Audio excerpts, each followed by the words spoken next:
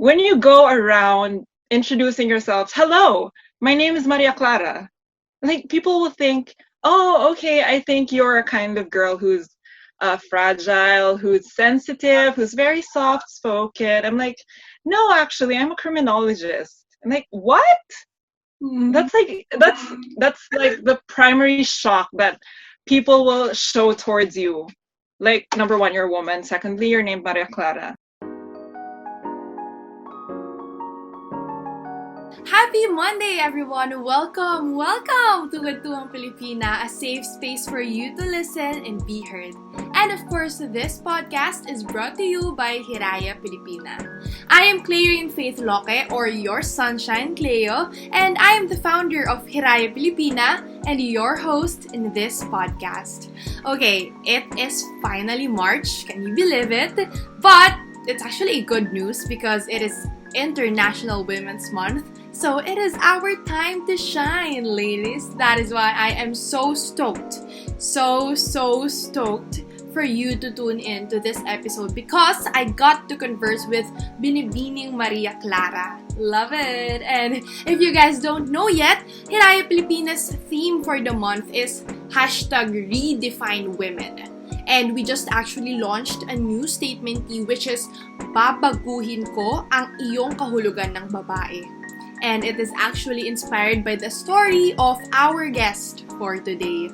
Klara is a licensed criminologist, safety officer, security practitioner, creative writer, and a social justice advocate. Her other part-time hobbies include makeup, cosplay, and martial arts. Because with all honesty, she is such a well-rounded woman who is all in for diversity. And alam nyo guys, actually sobrang dami kong natutuhan from our kwentuhan at sobrang excited na ako na mapakinggan nyo ang episode na ito at matuto rin mula kay Binibining Maria Clara. Sana may mga matang mabuksan din habang pinakikinggan ang episode na ito. So without further ado, here's our kwentuhan.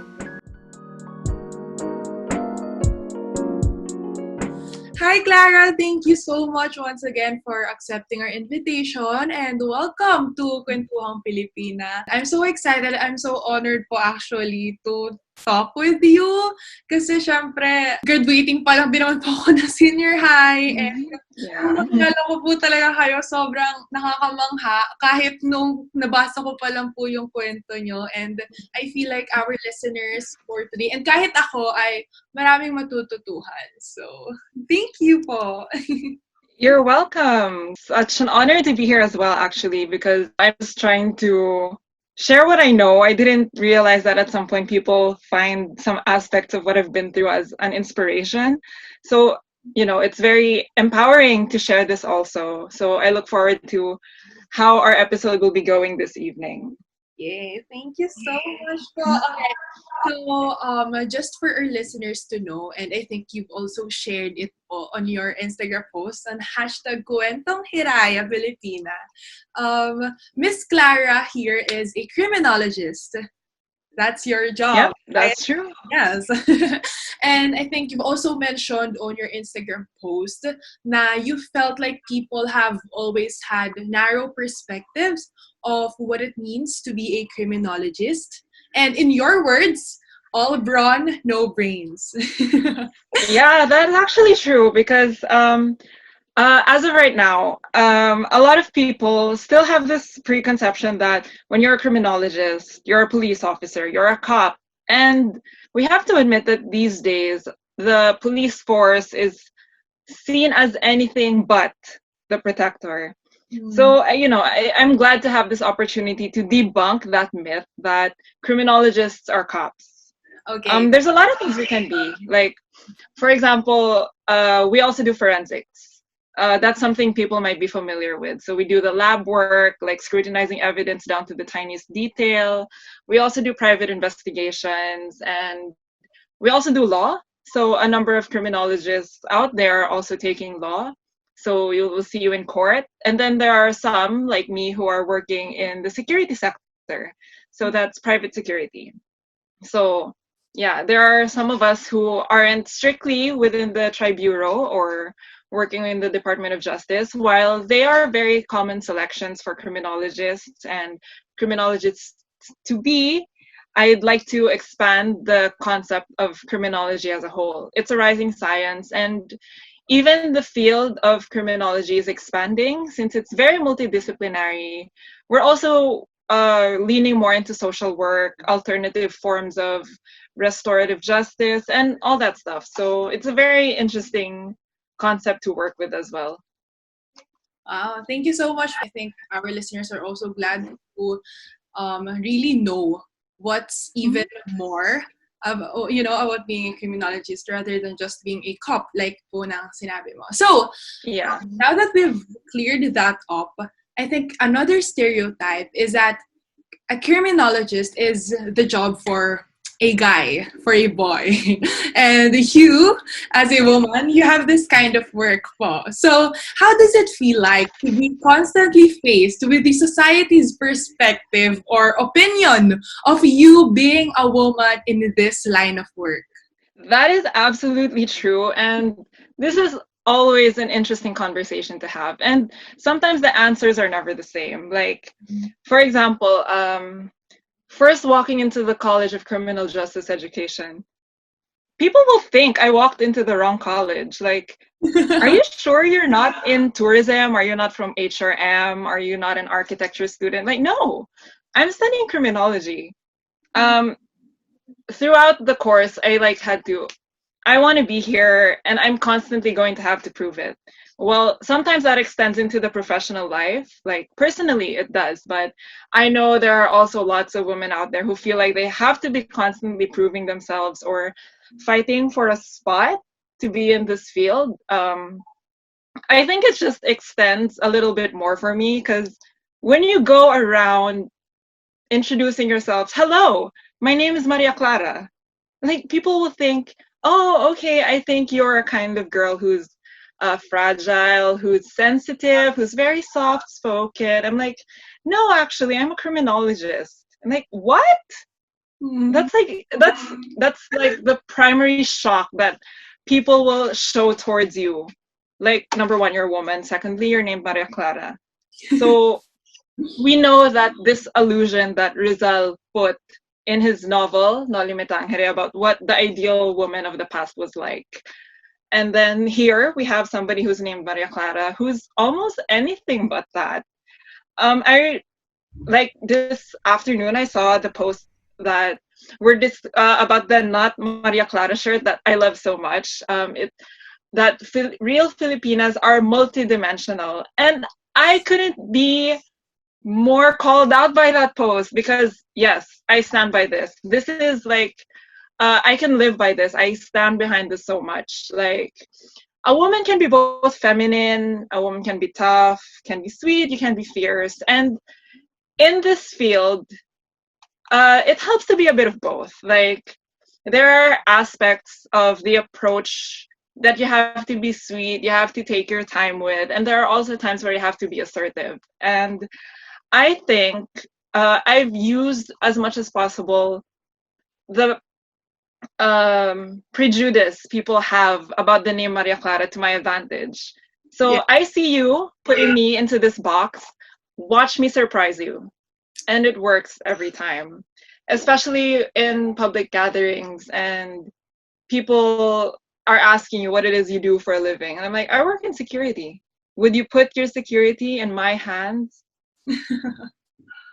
So it's like, okay, people will think with the name Maria Clara, you're not capable of protecting yourself. What more of protecting others? So it's like, well, this is the part where I prove you wrong. So sit down and just watch. Yes, and you always surprise people with that. That's something I'd encourage everyone to do. Don't let people's doubt weigh you down. Use this as the springboard. It's like a slingshot. This doubt is pulling you back. Use it for the boost to shoot you forward. So, now that you've mentioned earlier that this type of opinion towards you even started nung college pa po kayo. Hindi lang ngayong nasa work kayo, but yung sinabi niya na pumunta lang kayo sa building and people were wondering kung nasa wrong building ba kayo. So, simula po ba talaga bata kayo? Like, you've always had this strong charisma that, seemed to surprise people? Well, I wouldn't say that it's something that was beginning from when I was much younger. I wouldn't say it has been, because I'd like to think that when I was like a younger student that I was just laying low, but I did like being the center of attention. But I didn't realize until much later how I could use it to my advantage. Like, it was, growing up, you're in a young age, it's always full of growth. You're feeling awkward. And sometimes you don't even realize how awkward you are in your growing phase until so many years later. Like, I get in touch with some friends from high school, and then almost all of us are like, we're cringing at what we were like as high school. And then, growing up, going through college and realizing that, okay, we're going to face the real world now. We have to accept that the experiences we shared in the past made us who we are now. And, even though we took separate paths, we surprised each other into what we've become. And, not a lot of people would expect someone like me to take this field. But it's, you're almost never what you expected to be when you were much younger. So while you have the capability to let your life surprise people, you should also let life surprise you a little bit. Okay, I love that. So, when did it start? When did you feel like, all right, I want to take this. I want my life to have this purpose in line with my advocacy. When did that light bulb moment happen? I don't think I had a specific light bulb moment. It's more like how would you say it? It's like it's slowly glowing. The electricity is surging into the light bulb. I never actively made the decision to get into the criminal justice field. It started when I was in high school. You know how they have those career assessment exams that will help you make a choice in life. It showed up there. One of the options were like a teacher or a lawyer or an investigator, and that's really what caught my eye, because I knew, I don't think I can be a teacher. I already knew for myself that I don't have the patience to educate others, but that was me before. As you can see now, I am very eager to share what I know with others. And then I got into looking for schools, and initially my family was very apprehensive of, are you sure you want to take criminology? And then it didn't make sense to me until much later that I grew up watching shows like Totally Spies, Kim Possible. These things, like, I don't know, they played a massive part in what I wanted to be when I grew up. And then when I was in high school, I had a massive love for comics and all these superheroes and these stories, from tragic backstories to how they became defenders and protectors and stuff. And those are all factors that accumulated to how I developed as a person, how I grew in my advocacy, and basically how I learned to apply the things I learned in the academic and professional field, and sharing this into perspectives that other people don't know about. So I think that the light bulb moment that really struck was when I finally got to the point of comparing perspectives. Like, for example, I meet somebody from an education background, and they acknowledge the fact that they think all criminologists are cops. So I'm like, okay, well, here's what you don't know. Maybe we can come to a point where we agree that there are things we didn't know about our respective fields, but this is the chance we have to share it and to clear up any misconceptions that we may have. And when it comes to advocacy, I wouldn't really know when I became an active advocate for empowerment, but I distinctly remember the first time that I was selected to share these kinds of conversations. It was in college, and for the first time ever in Lasal Dasma's history, we were able to push for Gender Equality Week. So not only was that was that only an avenue for pride for our LGBTQIA and for our that was also a week for women empowerment and also a week to debunk toxic masculinity. So one of the members of the Universal Student Council came up to me and asked me if I would stand to be the spokesperson for women empowerment. So I didn't realize that day how much it would mean to future me about expanding and sharing what I know about being an inspiration, basically. Like, okay, so I'm just going to share what I think women can be in this society. But I didn't know until like recently, until Hiraya gave me the platform to share these experiences. So I'm also very thankful that I get to meet with you and you're elevating these stories for us to share with each other.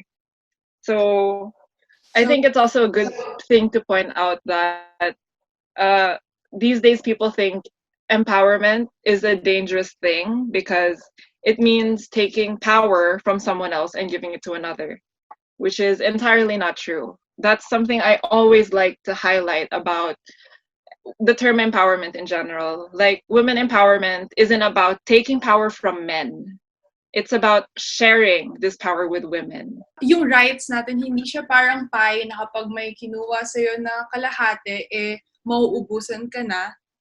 But yeah, right? It's pretty much like that. Yeah, but I mean, in a general sense, like, I feel like lots of it's kind of off to say that the ultra conservatives of the upholders or of the patriarchy think that way, that empowering a woman makes you less of a man. Yeah. Which really isn't true. I mean, this society, the development that we're going through as a human race, demands for everyone to hustle, So, yeah, that's something we all go through. It's not just about your pride anymore. It's about survival as a whole. Yeah. And thank you so much. I've learned a lot from that. And just like you've mentioned earlier, you surprise people and you love surprising people and you love educating them. And I think that's a really nice way for you to share what you know with other people and for their eyes to be opened. So that's a really great thing, right? And looking at that perspective, when people are able to know you, and siguro yung iniisip ng listeners natin ngayon, no? Kahit pa paano ay namamangha ang mga tao sa ginagawa mo at just by you doing what you do, nabibigyan ng tao ng ibang perspective sa magagawa pa ng isang babae. Diba? Kasi... Absolutely. Yes. And how does it feel like? And have you had an experience like that na capable ka pala sa pagbabago ng perspective ng isang tao? Well, actually, I can literally name one point where that's there's no lines to read in between, because that's literally what I was told. This happened in the Philippine Model Congress. I think the year was 2017. So basically, the Philippine Model Congress is where young people, lots of students, they come together. The event was held in the Senate. So these are people who are openly involved in discussions. So we were talking about some perspectives regarding domestic violence, and then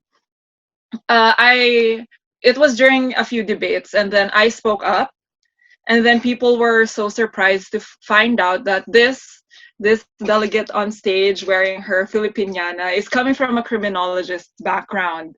So like we mentioned earlier, lots of people really think that when you're a criminologist or a criminology student, they think you're all brawn and no brains. But when I stood there and I discussed what can be improved with an eloquence that you wouldn't expect to find from somebody who's allegedly supposed to be upholding the law and only the law, to be that. Like, I will admit that there is a lack of criminologists in the field of diplomacy and policy making. So that's what causes a bit of disruption in terms of enforcing some of the legislatures we have. So that day, when I spoke up, I gave a voice to the side of criminology and law enforcement.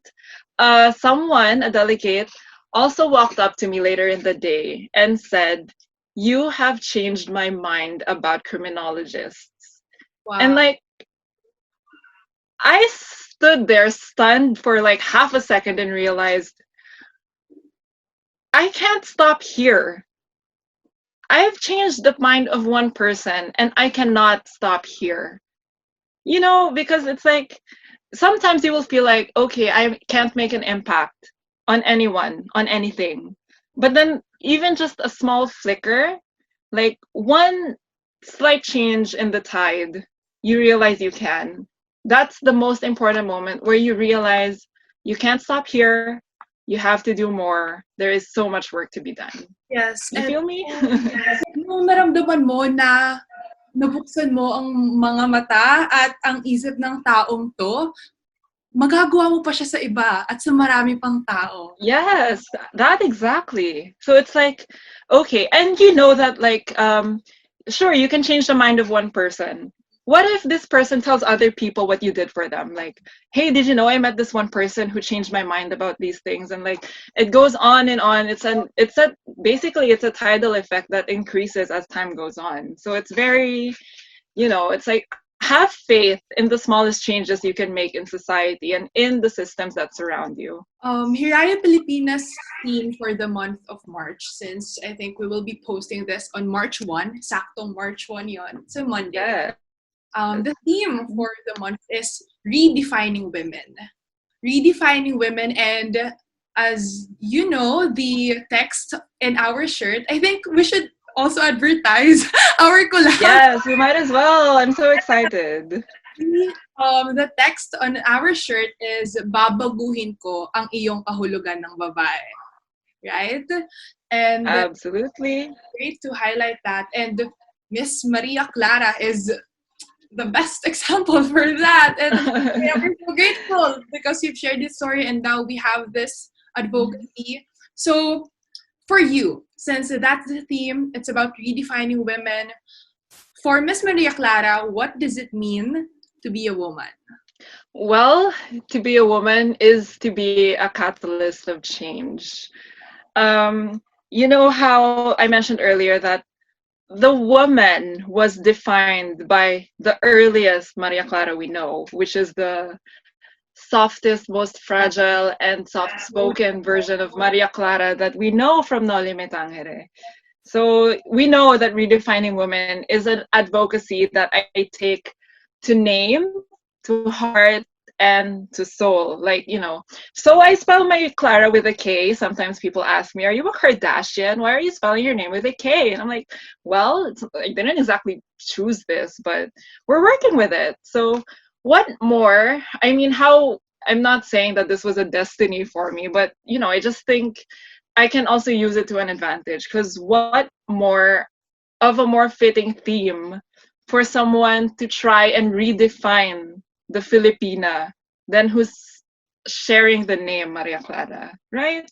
So it's kind of like a modernization, but it is way overdue that we upgrade the definition of a woman. To be a woman is just like what you said, to be a catalyst of change, because may kakayahan tayo ngayon na tumayo na para sa ating mga sarili, mag-speak up, gawin ang lahat ng mga bagay na ginagawa ng lalaki, hindi gaya ng mga iniisip nila na hanggang, na may limitations may limitations. Yes, very that. But right now, it's 2021.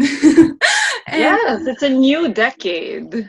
Yes, and it's time to not set women in a box na ito lang ang sa atin at ito lang ang maaari natin gawin, because we can define what it means to be a woman, and I think iba-iba ang definisyon nito sa bawat babae dahil iba-iba ang kaya nating gawin. At yes, absolutely. Right? And marami pa tayong maaaring gawin, at ang sarap sa pakiramdam that when girls come together, it's just like magical things happen. And Yes, we can do it. It's like, that poster of Rosie the Riveter. yeah. I know that's like an American thing, but she's right. We can do it. And to think that redefining the role of a woman isn't just a present thing. We know that there are icons in Philippine history who have defied the classical definition of a Filipina woman. There's always, Gabriela Silang, there's Miriam Defensor Santiago. These names will go forever in history as the women who challenged the concept of femininity in the Philippines. Period. And actually, kakabasa ko lang sa, binabasa ko ngayon na libro is Run to Win. Ang sabi doon is that every time a woman runs for office, or even just pushed herself to lead, it makes it easier for the next woman in line. So we really That's true. the women who stood up in the past and to the women who continue to stand up in the present, because the future is very bright. And although alam natin na hindi na magiging madali ang lahat, but at least we're trying. Yes, it always matters that we try. So, it's always building up. Like sometimes you have to think that, okay, I might not have been able to achieve this goal right now, but someone after me will have it easier and they can continue this legacy that we're working on. So it's important to, sometimes we have to look at the bigger picture, even if it costs us a little more than we were willing to give in the first place. Because sometimes hindi man natin makikita yung effect ng ginagawa natin in the present, but it will be seen, it will be felt in the future, lalo na kapag pinagsama-sama na ang maliliit na actions na ginagawa natin. Yes. That's exactly it. So, this one question is actually palagi namin to tinatanong sa Kwentuhang Pilipina, because we believe that your why, having your why, WHY, is very important.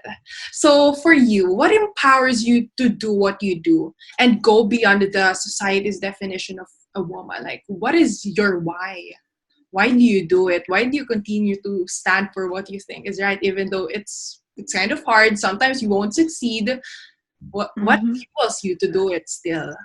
What empowers me, what enables me, I think it is the pure dedication to, let's say, protecting the innocent and speaking up for those who can't speak for themselves. I've come to that realization recently, like a few years ago, that I've come from a point of privilege in life and seeing as how there are so many who either don't know how to have themselves heard in society or have their voice but aren't listened to.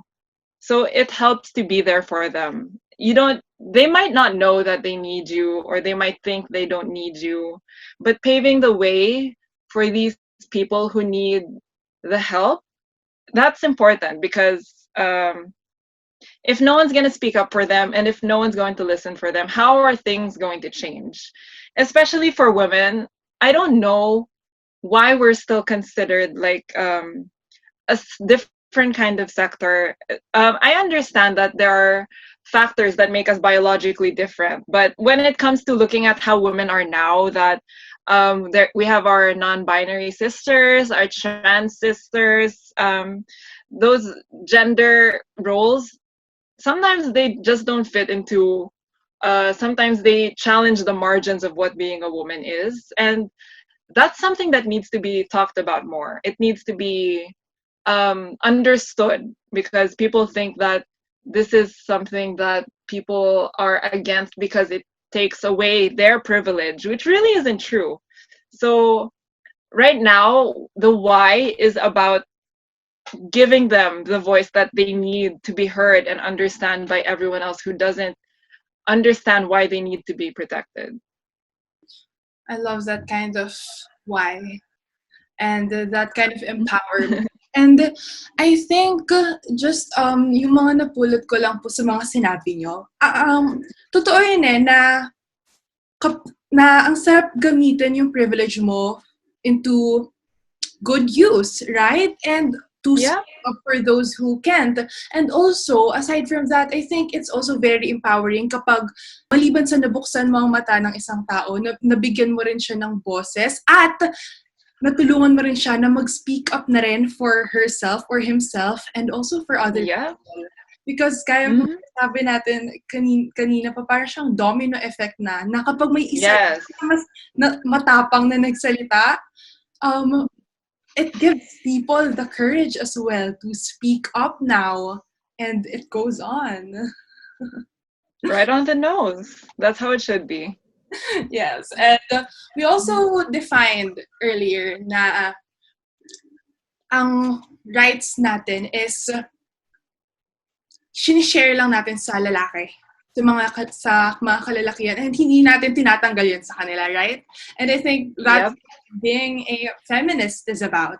Feminism, by definition, is the belief in full social, economic, and political equality for men and women. And for sure, you're a feminist. Yes, actually, but I'm not sure if this is I wouldn't say it's controversial, but it's something that's a lot less discussed. But men do need feminism too. Yeah. But I think I'm coming more from the aspect of, I know so many guys, like lots of my friends, are, they're crumbling, they're hanging in there, they're hanging on for dear life as victims of the patriarchy in the sense of toxic masculinity. So, I mean, the extreme part of the patriarchy looks down on women so much and upholds men to this standard that it's becoming such an incredible pressure for them too. So, like, as a feminist, we have to acknowledge that sometimes men aren't the enemy. Like, they're being boxed into their circumstances. They're being pressured to be inconsistent levels of this kind of machismo, or like, they're being buff and all that. Like, they have to be the main provider. They have to be strong. They can't show weakness. They can't cry. So that's like, fellas, brothers, fathers, uncles, grandfathers, we're here for you. I understand you. I know that you're human. And between you and me, gender aside, we need emotional release as well. Yes. So, yes, I think you need feminism too. You can call yourself the feminist, because the challenge of redefining women is not only a woman's task.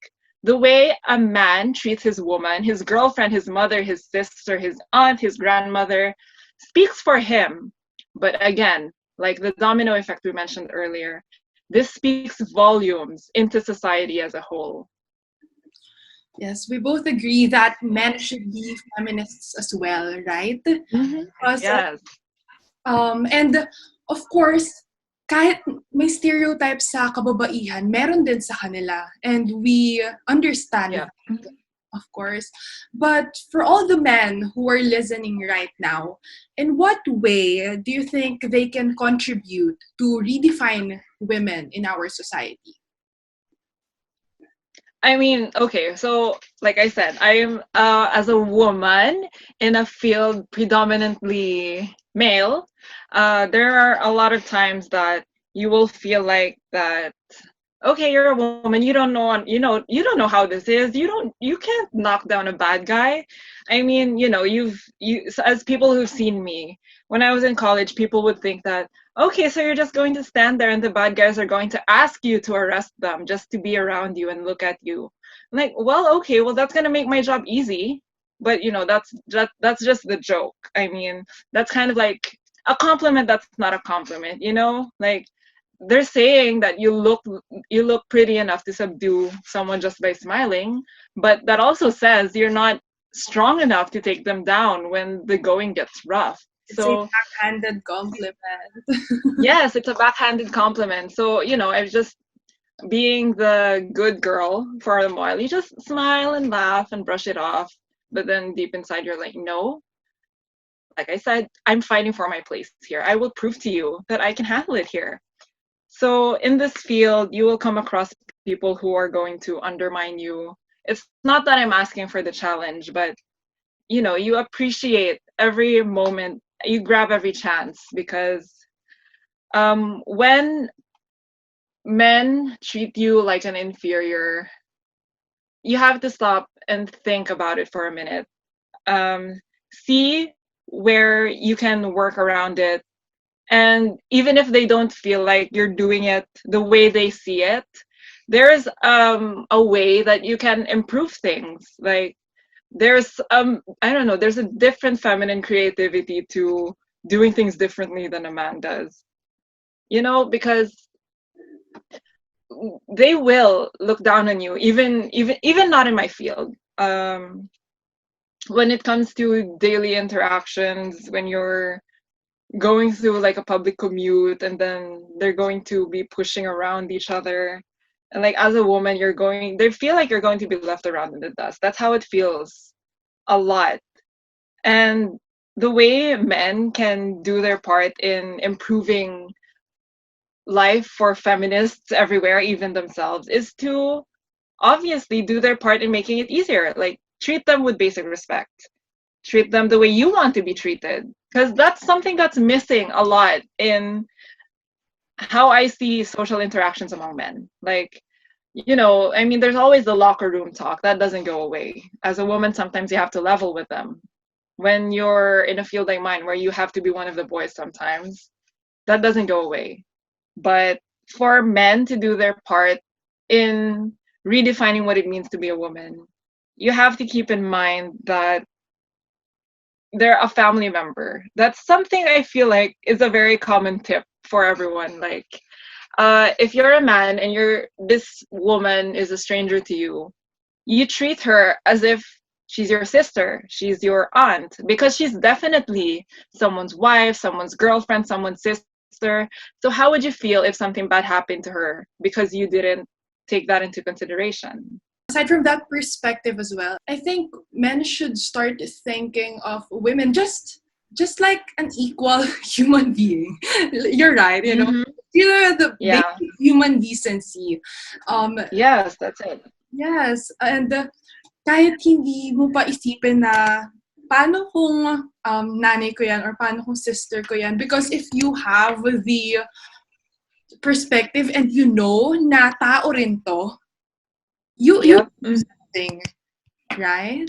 Yes, it's kind of something, like meeting halfway. If a man doesn't want to be treated like, if they don't want to be boxed into like this super macho ultimate male figure thing, they have to start treating women as this. They have to stop treating women like the most fragile thing on the earth. Like, if you want our help, we help each other. It's not a one-way street. Like I mentioned earlier, treating a woman like a decent person, treating a woman with respect doesn't make you any less of a man.